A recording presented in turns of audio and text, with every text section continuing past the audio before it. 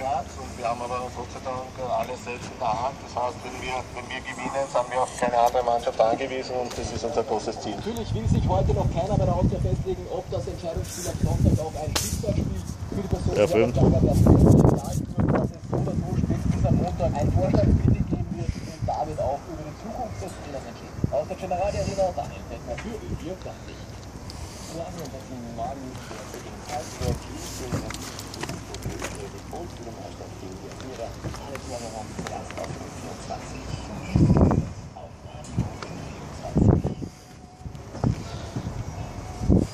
Das sind auch die fleißigen Arbeiter.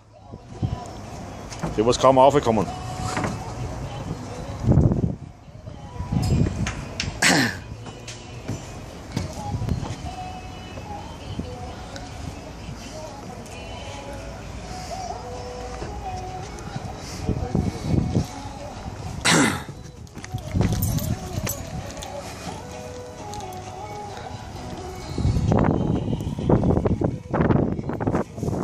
Schwarz, seine Lieblingsarbeit.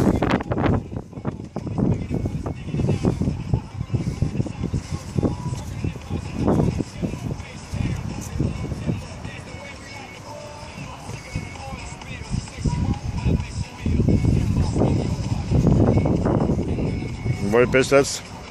Wie alt bist 56. 56, 5 Kinder, 3 Frauen. Aber nur eine offiziell.